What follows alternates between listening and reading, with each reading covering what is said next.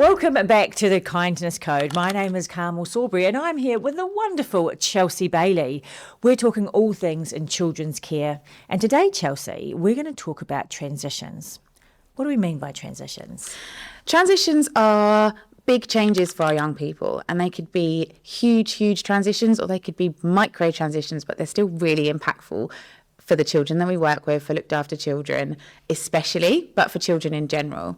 So when we think about transitions in a care setting, particularly in a residential care setting, but not only, the biggest one that we think about is transitions to new placements. That's the big one, isn't it?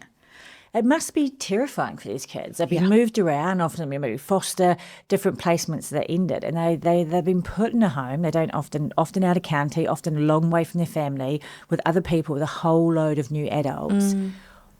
What's going through these children's emotional minds when this is happening? Yeah.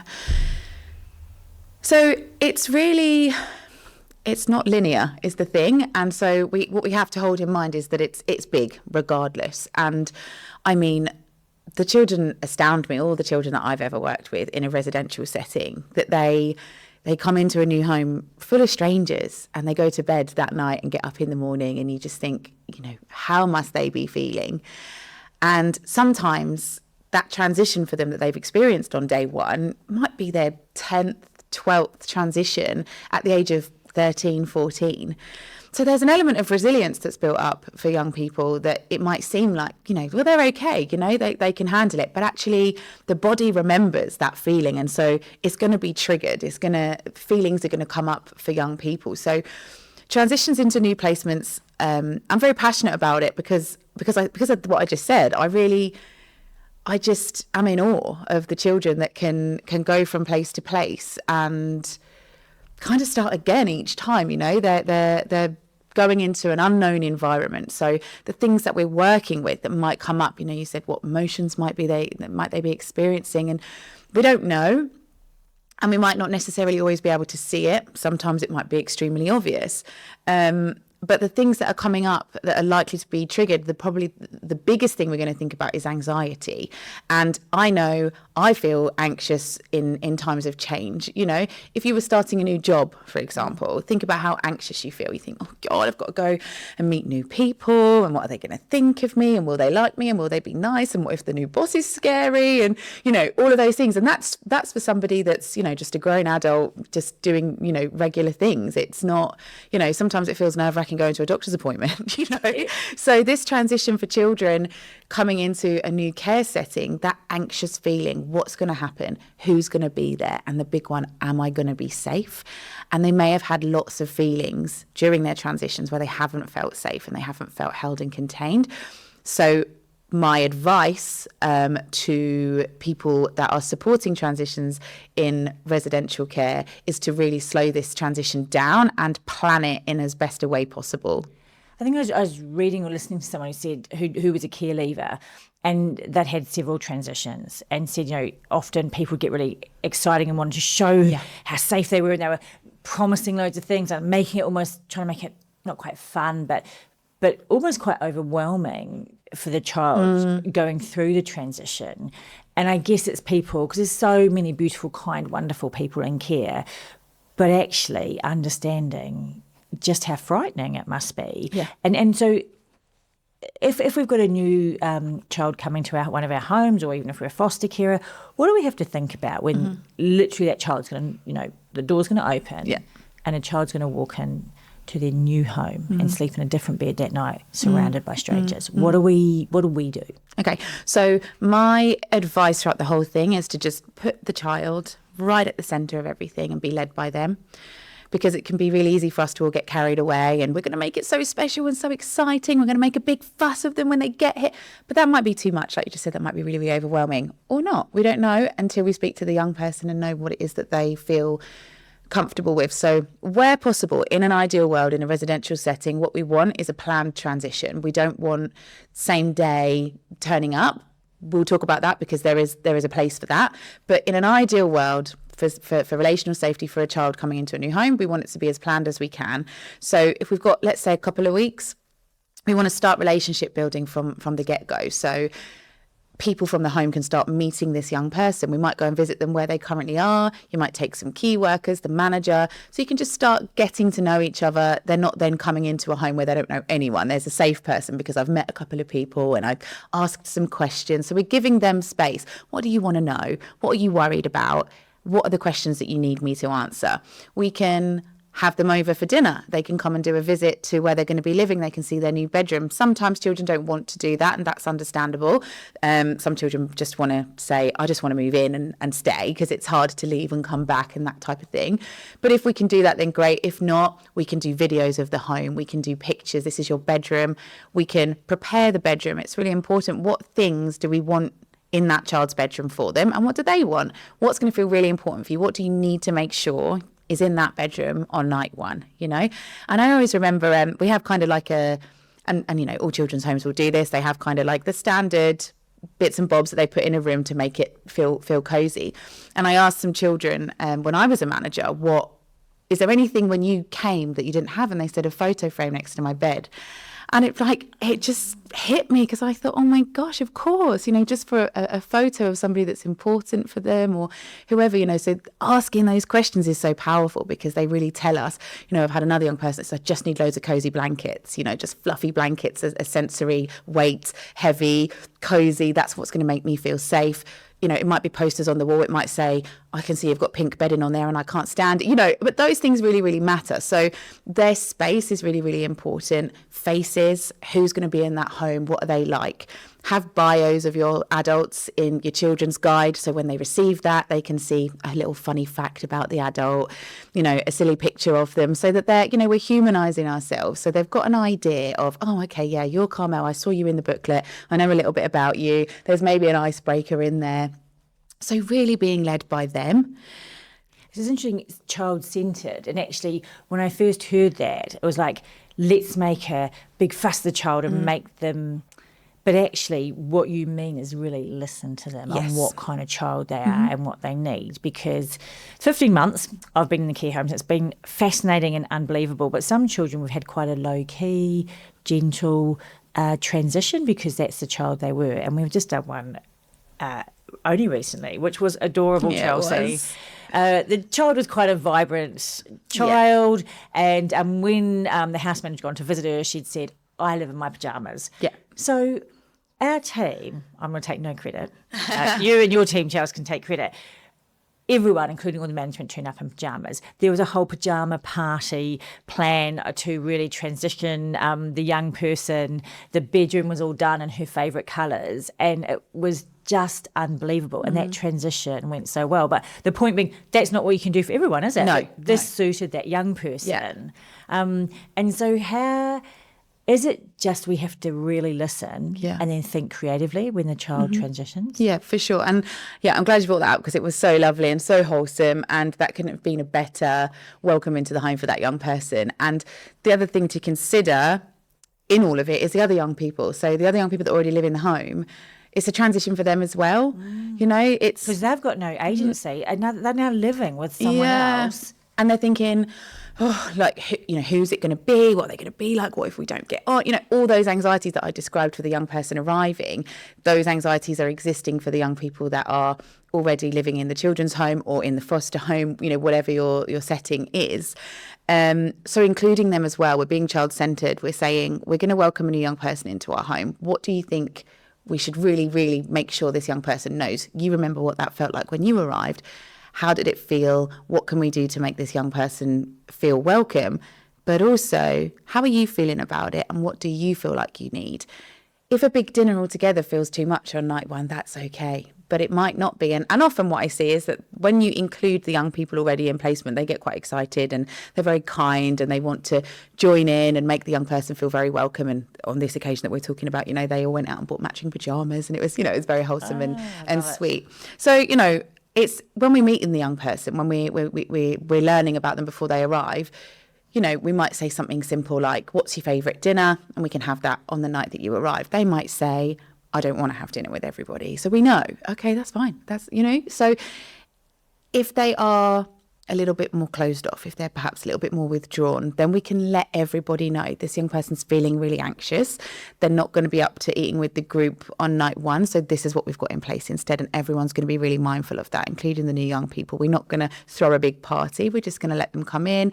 We might do some one-to-one time, hang out in your new space, in your bedroom, however that looks and feels safest. And that's, I think, the most important thing, is that it feels safe and it feels predictable.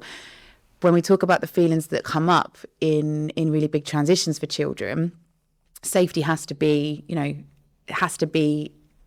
the middle of it all, because ultimately, the anxiety that they might be feeling, the worry, it all comes down to, am I going to be safe? And so we need to do the things that we are learning about them that make them feel safe. I love that. So just thinking about these children and what they're going through. So there's obviously that kind of transition is huge. And if the home's being led and the child-centred, it's listening, isn't it? It's just listening and processing it and doing the things that are going to make these young people safe. So that's the biggest kind of transition. Are there other transitions that young people go through that don't seem quite so big and obvious but are still have to be thoughtfully managed? Yes, there are things like a transition in environment, going from home to school, for example. That might not even be a new school. That might just be school in general feels really, really tough. That transition from safe place at home to going to school can feel really difficult. It might be having to move from devices to come and sit at the dinner table transition, and that feeling difficult. It could be transition in emotions, it could be we're going from a really regulated young person and we've transitioned into dysregulation, and it might have happened quite quickly. And, that's a transitional emotion that we have to support them in managing. And I think whatever the transition might be, what we have to hold in mind with the young people that we work with is they're hard because they have experienced so many changes. They've experienced it so many times. And as I said earlier, the body remembers. And so it's not this continued feeling of loss of control, lack of autonomy, decisions being made for them, and constant change.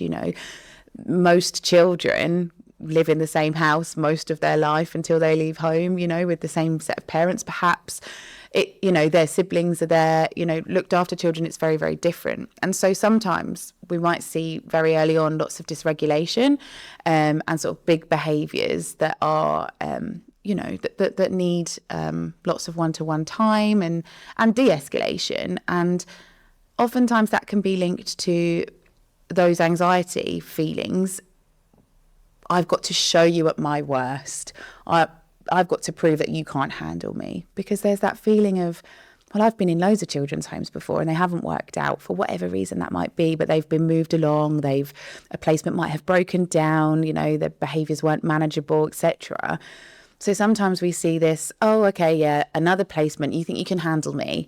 And they're testing from the very beginning of, can you keep me safe, or are you just going to give up on me? And we have to, in those early moments, we have to co-regulate. We have to be calm. We have to let them borrow our calm and say, it's okay, you are safe. I am going to keep you safe and we've got you. And that will filter down into all of those transitions. So even when we're talking about that transitional feeling of going, say, to school, or you need to put your iPad down and come and sit at the dinner table, we're understanding behaviour as communication. We're getting to understand the young person, what they need. And I talk all the time about slowing things down, but that really is kind of the key ingredient. If we slow things down, we give warning, as in dinner's going to be on the table in 15 minutes, 10 more minutes, 5 more minutes, 2 more minutes. We're giving those pre-warnings of how much time we've got. We're making things really predictable. And I think that's probably a key message in it all is predictability, because all of these transitions for them have felt very unpredictable. And as we know, that's not a comfortable feeling. It's actually interesting, even from the big transition, you do a 2-week process, or as long as you can, to make them feel safe, but actually right down to transitioning to the dinner table, giving warning and taking time, because I think it's really amazing advice for all parents. But actually, if we bring in a home that isn't a children's home, we potentially don't have to do that much work. And I love the idea that we slow down, and you're there just to keep them safe. And when they're pushing back and dysregulating and saying, are you going to be here for me because adults have let me down, and are you going to be one of the ones that's sticking around? And I think if we understand that, it makes behaviours easier to manage and easier to accept, isn't it?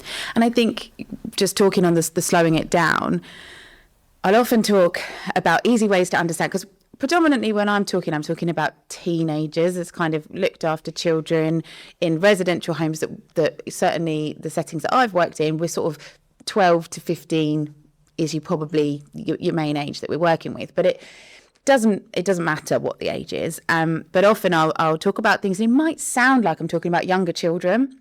And there's a whole other conversation around emotional age versus chronological age to be had. But when we've got dysregulation, when we've got children that are feeling unsafe, it's okay if we go way back down to responding in perhaps a younger way, if that is what is needed. But examples that I'll often give are if it were a baby or if it were an adult. And our responses are really easy to understand when we're talking about an adult that was dysregulated or feeling really nervous or anxious. You know, if you've got somebody new joining your team, you know, you're working with your team, aren't you, Sam? Like, we've got a new person, we've got a new staff member joining us. This is a little bit about them, and we totally we're going to make them feel welcome. Of going to somewhere a bit new and scary and feeling anxious. Yes. And then if we apply this concept to children, I think the most relatable, difficult transition that probably any parent or any adult working with children can understand is transition to bedtime. That's probably, you know, if we think about smaller children, you know, certainly anyone I know that's got smaller children as well, it's, oh God, bedtime is hard. And there's routines, and they know, and there's prompts, and we do that, don't we? Yeah. We slow it down, right? Walk into a 3-year-old and go to bed. Yeah. So we slow it down. We understand the individual needs of each child at bedtime and what they need. And some children might just say, it's bedtime now, tuck them in, give them a kiss, good night. Other children, we're turning the TV off way before, we're having a bath, we're turning the lights down, we might change our tone of voice, we read a story, we put the lamp on, and we make it very calm. And so that's an example of really slowing down and connecting and allowing a child to borrow our calm, so we're understanding that now is a time for you to be at peace and go to bed. And I think it's just a really simple analogy to apply to bigger things, because it's the same concept. This is really important, because most of the incidents that I've seen over the last 15 months, or, you know, I haven't actually been there all the time, but it's bedtime, isn't it? Because often some really scary things have happened to these children at night time, and that's probably another really big transition that happens every day, isn't it? Yeah. And so this whole idea of slowing down and almost, again, kind of doing some of the routines we might do with a 3 or 4-year-old, because you have to really help them regulate and really help them feel safe. And I love that idea that we just slow down and we child centre on what they need. Yeah, always. And so, and I guess it's understanding that it's a continual process, isn't it? It's not like we don't have 2 good nights and we've solved the problem. Yeah, yeah. And creating safety for our children, you know, it's forever. You know, it doesn't, sure, they're going to learn that they are safe and they will just know that. But, you know, bedtime routine is lovely for everyone. You know, you're never too old to be tucked into bed. You know, it's a lovely feeling. So, yeah, it's about, you know, the evolving needs, and that will change. And as relationships grow and they learn their routines and things do start to feel predictable, then they will feel more settled and calmer and more regulated, of course. But transitions are going to happen all the time. You know, transitions from seeing family at the weekend to then coming back. You know, that's a big one, isn't it? You know, and we can see lots of sort of aftermath of that, and it can look really different for different young people, but it can be a really, really tough transition to spending a whole day with family and then having to come back to a residential children's home. And that might be because it's incredibly sad and all those sort of separation anxiety and attachment difficulties come up, but it also might be that was a really difficult time and just seeing the family was quite triggering, you know. So like I said in the beginning, it's not linear, so we have to really work to understand our children and their individual needs. It all comes back to this behaviour as communication and just really understanding that, because when we talked about transition, I thought the big ones, moving placement. And then actually, as you talk about it, it's constant transitions because the lack of safety that most of these looked after children have had their whole lives. And when we understand that when we're working with these children, it's a continual process of accepting these transitions constantly, and we need to be safe and we need to be slow and really, really supportive. Yeah. Chelsea, this has been wonderful, and I hope anyone listening has just kind of hope something's clicked and gone, yeah, it's a constant change in the transitions and these children feeling safe. What's a top tip? What's a top takeaway someone listening to this would have? Keep the child at the centre. Lean in and really, really pay attention and listen, because it's not the same for everyone. So put our feelings to one side. What we might think is really fun and really exciting, and this is going to be so lovely, even though that comes from the heart and with good intention, isn't necessarily the right thing. So really work to get to know your young person and their triggers, what feels comfortable for them, what doesn't. And as I always say, slow it down, be patient and connect. This has been lovely. Thank you so much, Chelsea. And I say I'm loving the journey, understanding what it is to be a better, kinder person. So a huge thank you for you for being part of that journey. Thank you. We've been Carmel and Chelsea. This has been the Kindness Code. I hope you've got some top tips and some just wonderful understanding to make the world a better, kinder place.